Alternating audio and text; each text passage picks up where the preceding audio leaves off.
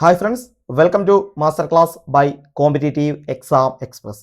അപ്പോൾ coffee with Prashanth 2-3 ദിവസങ്ങളിലെ ചെറിയ സാങ്കേതിക പ്രശ്നങ്ങൾ മൂലം അപ്ലോഡ് ചെയ്യാൻ പറ്റിയിട്ടില്ല. അപ്പോൾ നമ്മൾ വീണ്ടും അത് അപ്ലോഡ് ചെയ്യുകയാണ്. അപ്പോൾ കോഫി വിത്ത് പ്രശാന്തിൻ്റെ ആറാമത്തെ എപ്പിസോഡാണ് നിങ്ങൾ കാണുന്നത്. അപ്പോൾ ചൂട് കാപ്പിയും ചൂട് അറിവുകളുമായിട്ട് തന്നെ നമുക്ക് മുന്നോട്ട് പോകാം. അപ്പോൾ പ്രധാനപ്പെട്ട കുറച്ചധികം ചോദ്യങ്ങൾ നമുക്ക് ഒന്ന് ഡിസ്കസ് ചെയ്ത് പോവാം. ഒന്നാമത്തെ ചോദ്യം ഇങ്ങനെയാണ്: ലോക തണ്ണീർത്തട ദിനം എന്നാണ്. ലോക തണ്ണീർത്തട ദിനം എന്നാണ്. 4 ഓപ്ഷൻ ഉണ്ട്: ഫെബ്രുവരി 2, മാർച്ച് 25, ഫെബ്രുവരി 28, ഒക്ടോബർ 5. ഇതിന്റെ ഉത്തരം എത്രയാണെന്ന് നമുക്കറിയാം. ഫെബ്രുവരി 2 ആണ്. ലോക തണ്ണീർത്തട ദിനം എന്ന് പറയുന്നത് ഫെബ്രുവരി 2. കൃത്യമായി ഓർത്തു വെക്കുക, ഫെബ്രുവരി 2. നമുക്ക് പ്രധാന പരിസ്ഥിതി ദിനങ്ങളെ ഒന്ന് പഠിച്ചു വെക്കാം. ഓർത്തു വെക്കുക, പ്രധാന പരിസ്ഥിതി ദിനങ്ങളാണ്. ഫെബ്രുവരി 2 നമ്മൾ പറഞ്ഞു ലോക തണ്ണീർത്തട ദിനം. ലോക തണ്ണീർത്തട ദിനം. എന്നാൽ മാർച്ച് 3 ലോക വന്യജീവി ദിനമാണ്. മാർച്ച് 3 എന്ന് പറയുന്നത് ലോക വന്യജീവി ദിനം. മാർച്ച് 21 ലോക വനദിനം. മാർച്ച് 21 ലോക വനദിനം. ഏപ്രിൽ 22 ലോക ഭൗമദിനം. ഏപ്രിൽ 22 ലോക ഭൗമദിനം. മെയ് 22 ഏപ്രിൽ 22 ലോക ഭൗമദിനമാണെങ്കിൽ മെയ് 22 അന്തർദേശീയ ജൈവ വൈവിധ്യ ദിനമാണ്. അന്തർദേശീയ ജൈവ വൈവിധ്യ ദിനമാണ്. ജൂൺ 5 വരുമ്പോൾ നമുക്കറിയാം അത് ലോക പരിസ്ഥിതി ദിനമാണ്. ജൂൺ 5 ലോക പരിസ്ഥിതി ദിനം. ജൂൺ 8 ലോക സമുദ്ര ദിനം. ജൂൺ 8 ലോക സമുദ്ര ദിനം. ജൂലൈ 29 ലോക കടുവ ദിനം. ജൂലൈ 29 ലോക കടുവ ദിനം. ഓഗസ്റ്റ് 12 ലോക ആന ദിനം. ഓഗസ്റ്റ് 12 ലോക ആന ദിനം. ഈ തീയതികൾ ഒന്നുകൂടെ നമുക്ക് നോക്കാം. ഫെബ്രുവരി 2 ലോക തണ്ണീർത്തട ദിനം. മാർച്ച് 3 ലോക വന്യജീവി ദിനം. മാർച്ച് 21 ലോക വനദിനം. ഏപ്രിൽ 22 ലോക ഭൗമദിനം. മെയ് 22 അന്തർദേശീയ ജൈവ വൈവിധ്യ ദിനം. ജൂൺ 5 ലോക പരിസ്ഥിതി ദിനം. ജൂൺ 8 ലോക സമുദ്ര ദിനം. ജൂലൈ 29 ലോക കടുവ ദിനം. ഓഗസ്റ്റ് 12 ലോക ആന ദിനം. ഇനി ഒക്ടോബർ 4 വരുമ്പോൾ ലോക മൃഗപ്രധാന പരിസ്ഥിതി ദിനം. മൃഗപ്രധാന പരിസ്ഥിതി ദിനം. ലോകത്തെ മൃഗപ്രധാന പരിസ്ഥിതി ദിനങ്ങൾ എന്നുകൊണ്ട് വീണ്ടും നമ്മൾ അത് തന്നെയാണ് ആവർത്തിച്ചിരിക്കുന്നത്. അത് വേണ്ട. അപ്പോൾ ലോക മൃഗപ്രധാന പരിസ്ഥിതി ദിനങ്ങൾ എന്ന് ഓർത്തു വെച്ചേക്കുക. ഓക്കെ, അപ്പൊ ഇത്രയും കാര്യങ്ങൾ ഇവിടെ ഒന്ന് പഠിച്ചു വെച്ചേക്കുക. ഓക്കെ, അടുത്ത ചോദ്യത്തിലേക്ക് പോവാം. കേരള സംസ്ഥാനത്തിലെ തൊഴിൽ വകുപ്പ് മന്ത്രി ആരാണ്? കേരളത്തിലെ തൊഴിൽ വകുപ്പ് മന്ത്രി ആരാണ് എന്നാണ്. പലർക്കും ചിലപ്പോൾ ഒരു ഡൗട്ട് തോന്നാം, ഈ ഒരു വകുപ്പ് തൊഴിൽ വകുപ്പ് ആർക്കാണെന്ന്. കൃത്യമായി അറിഞ്ഞാൽ മാത്രമേ നമുക്ക് പറയാൻ പറ്റൂ. അത് നമ്മുടെ ഡി ഓപ്ഷൻ ഡി, വി ശിവൻകുട്ടിയാണ്. അതായത് നമ്മുടെ പൊതുവിദ്യാഭ്യാസ വകുപ്പ് മന്ത്രിയായ ശിവൻകുട്ടി തന്നെയാണ് തൊഴിൽ വകുപ്പും കൈകാര്യം ചെയ്യുന്നത്. അപ്പോൾ തൊഴിൽ വിദ്യാഭ്യാസ വകുപ്പാണ് ആര്? വി ശിവൻകുട്ടി കൈകാര്യം ചെയ്യുന്നത്. കേരളത്തിലെ നമ്മുടെ മന്ത്രിമാരുടെ വകുപ്പുകൾ നമുക്ക് നോക്കാം. കെ രാജൻ, കേരളത്തിലെ land revenue, survey and land records, ഭൂപരിഷ്കരണ ഭവനം, അതായത് റവന്യൂ വകുപ്പ് മന്ത്രി. കേരളത്തിലെ റവന്യൂ വകുപ്പ് മന്ത്രി ആരാണ്? കെ രാജനാണ്. കേരളത്തിലെ റവന്യൂ വകുപ്പ് മന്ത്രി കെ രാജനാണ്. അതിന്റെ കൂടെ ഭൂപരിഷ്കരണമുണ്ട്, ഭവനമുണ്ട്, സർവേ ആൻഡ് ലാൻഡ് റെക്കോർഡ്സും അദ്ദേഹത്തിന് കീഴിലാണ് വരുന്നതെന്ന് മനസ്സിലാക്കുക.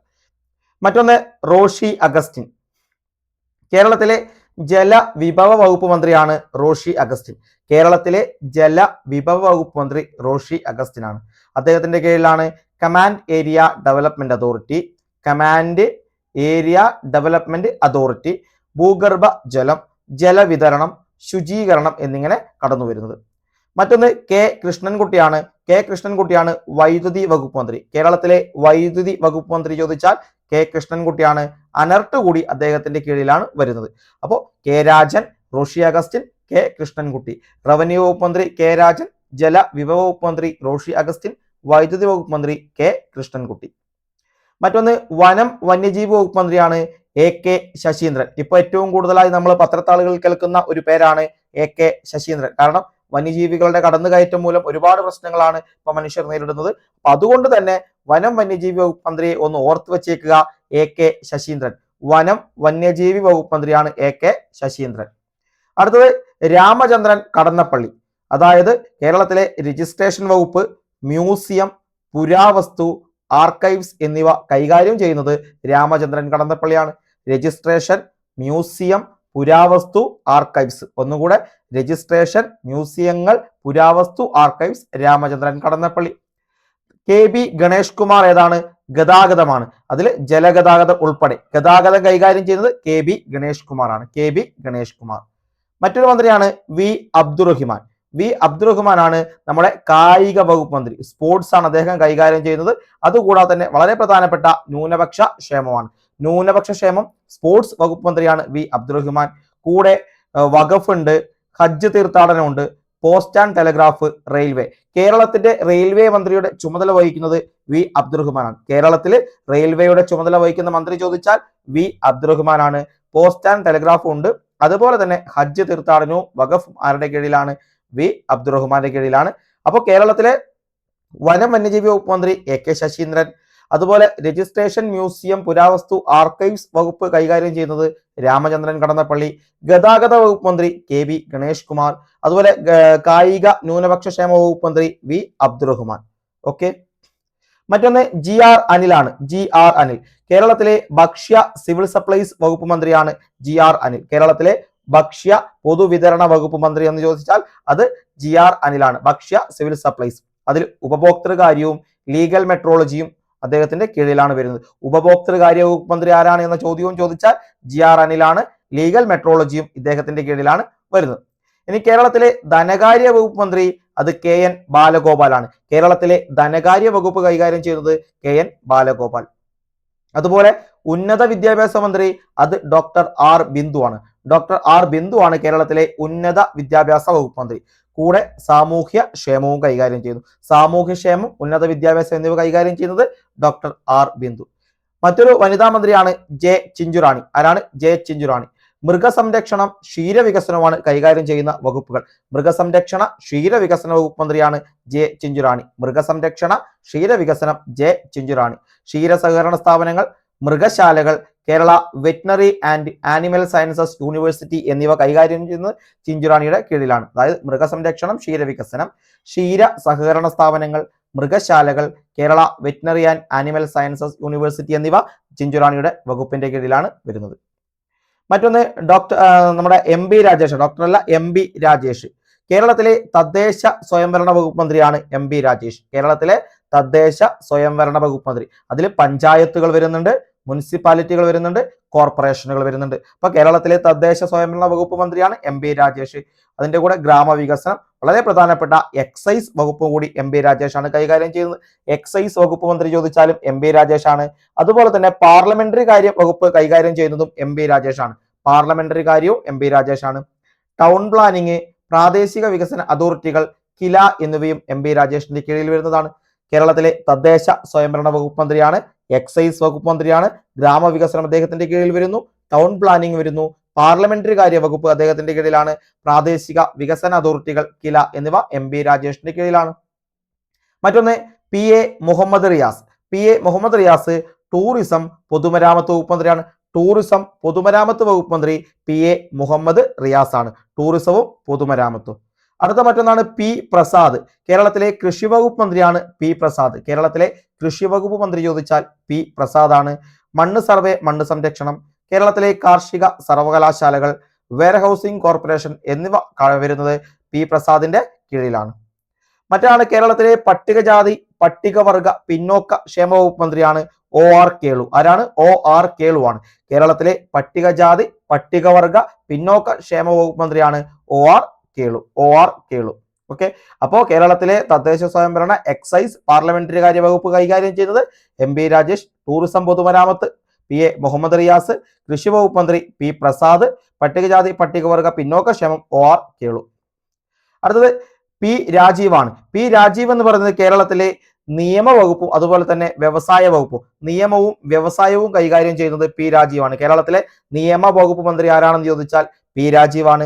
കേരളത്തിലെ വ്യവസായ വകുപ്പ് മന്ത്രി ആരാണ് എന്ന് ചോദിച്ചാലും ഉത്തരം P രാജീവാണ്.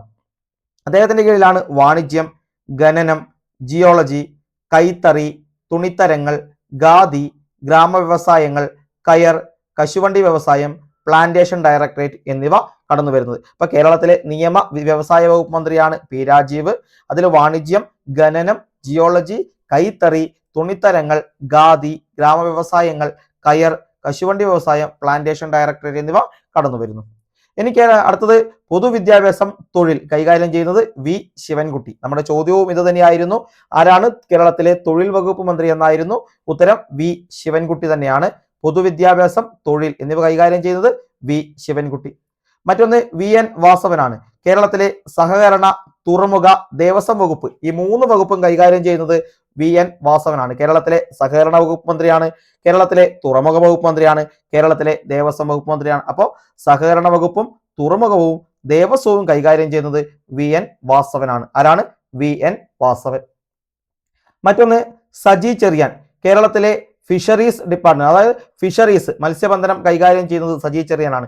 Fisheries, harbour engineering, fisheries സർവകലാശാല, അതുപോലെ തന്നെ യുവജനകാര്യം, സാംസ്കാരികം.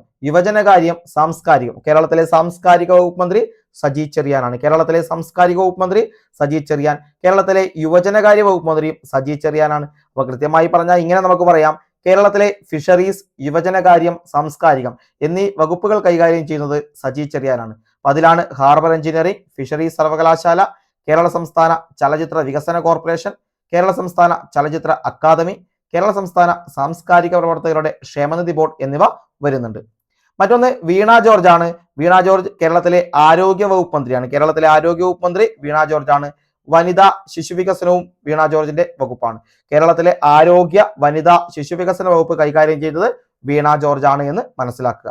അപ്പൊ ഇത്രയുമാണ് കേരളത്തിലെ പ്രധാനപ്പെട്ട മന്ത്രിമാർ. ഇതിലൊന്നും ഉൾപ്പെടാത്തതാണ് പരിസ്ഥിതി, അതുപോലെ IT, ഇങ്ങനെ ആഭ്യന്തരം, വിജിലൻസ് ഉൾപ്പെടെയുള്ള ആഭ്യന്തരം ഒക്കെ ആരാണ്?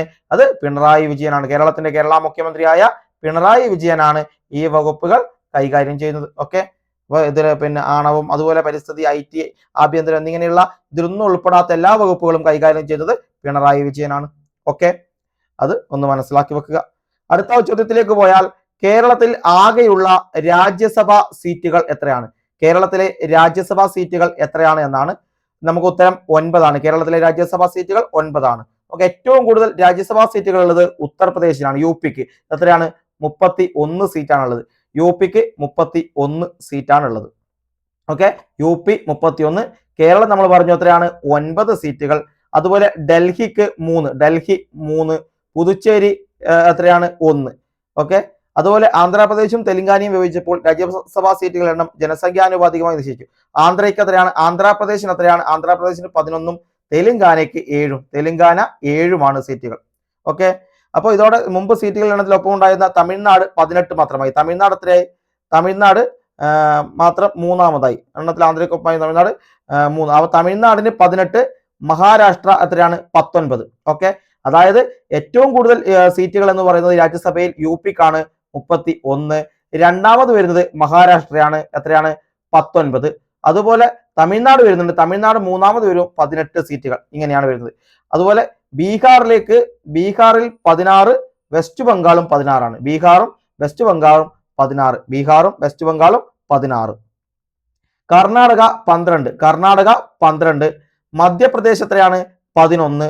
ഗുജറാത്തും അതുപോലെ തന്നെ 11. രാജസ്ഥാൻ 10. ഒഡീഷയും 10 ആണ്. അതുപോലെ അസം എത്രയാണ്? 7. പഞ്ചാബ് 7. ജാർഖണ്ഡ് എത്രയാണ്? 6. ഹരിയാന 5. ഛത്തീസ്ഗഡ് 5. ജമ്മു കാശ്മീർ എത്രയാണ്? 4. ഹിമാചൽ പ്രദേശ് 3. ഉത്തരാഞ്ചൽ 3. അരുണാചൽ പ്രദേശ് 1. ഗോവ 1. മണിപ്പൂർ 1. മേഘാലയ 1. മിസോറാം 1. നാഗാലാൻഡ് 1. സിക്കിം 1. ത്രിപുര 1 എന്നിങ്ങനെയാണ് മറ്റു സംസ്ഥാനങ്ങളിലെ അംഗസംഖ്യ വരുന്നത്. അത് നമുക്കിത് അങ്ങ് ഒഴിവാക്കാം.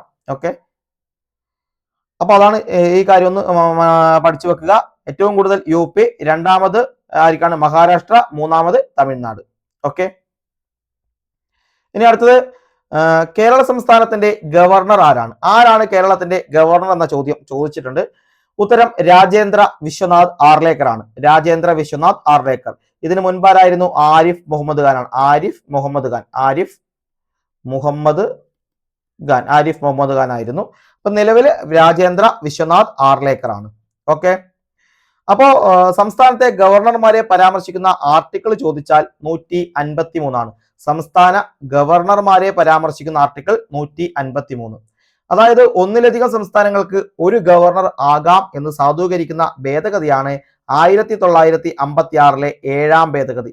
ഏഴാം ഭേദഗതിയാണ് 1956 ഏഴാം ഭേദഗതി പ്രകാരം ഒന്നിലധികം സംസ്ഥാനങ്ങൾക്ക് വേണമെങ്കിൽ ഒരു ഗവർണർ ആകാം. അതായത് നമുക്ക് നോക്കാം, തമിഴ്നാട്, കർണാടക, കേരള ഈ 3 സംസ്ഥാനത്തിന് വേണമെങ്കിലും ഒരു ഗവർണറെ നിയമിക്കാം. ഒരു ഗവർണർ മാത്രം മതി.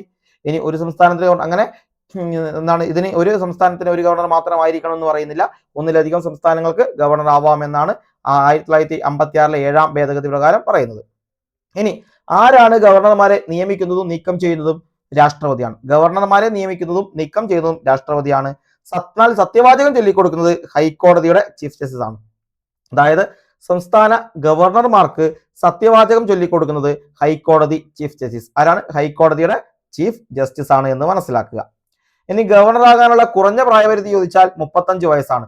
അതായത് 35 വയസ്സ് പൂർത്തിയായ, മറ്റു യോഗ്യതകൾ പറഞ്ഞാൽ ഇന്ത്യൻ പൗരനായ, സംസ്ഥാന നിയമസഭയിലോ പാർലമെന്റിലോ അംഗമല്ലാത്ത ഏതൊരാൾക്കും ഗവർണറായിട്ട് നിയമിക്കപ്പെടാവുന്നതാണ്.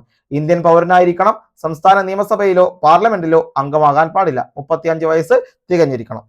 ഇനി നമുക്ക് രാഷ്ട്രപതിയെ പോലെ തന്നെ ഗവർണർക്കും പൊതുമാപ്പ് നൽകാനുള്ള അവകാശമുണ്ട്.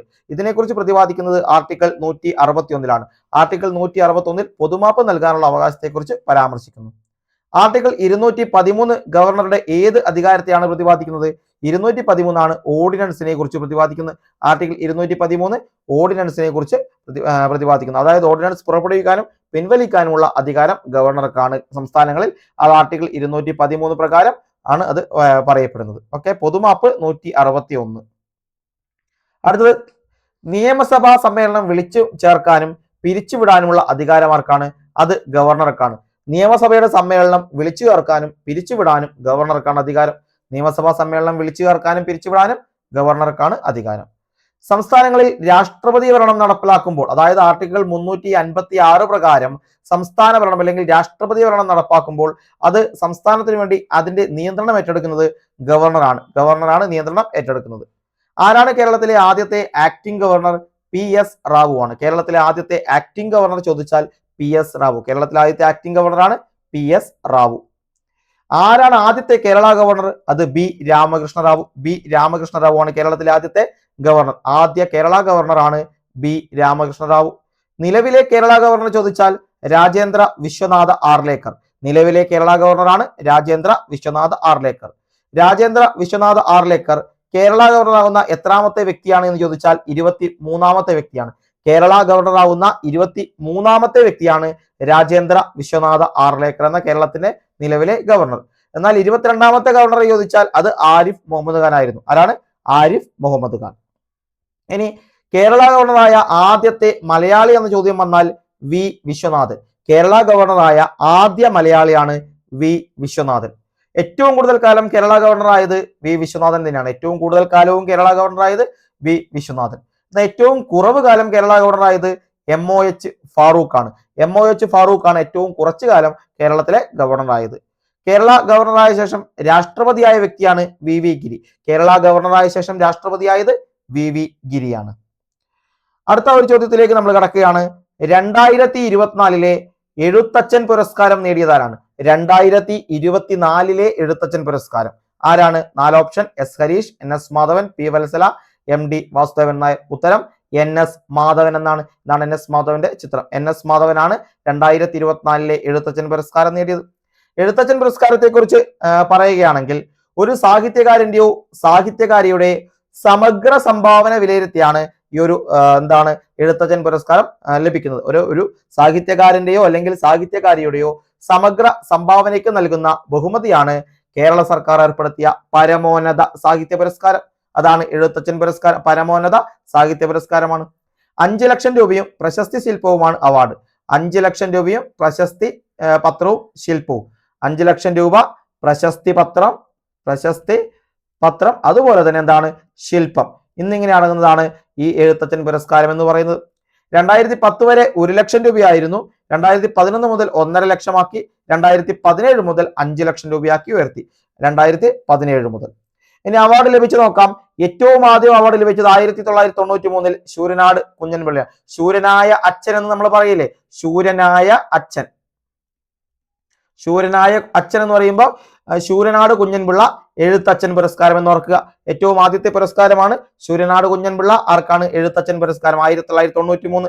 രണ്ടാമത് 94 തകഴി ശിവശങ്കരപ്പിള്ള. ഒന്നാമത് 93 ശൂരനാട് കുഞ്ഞൻപിള്ള, 94 തകഴി ശിവശങ്കരപ്പിള്ള, 95 ബാലാമണിയമ്മ.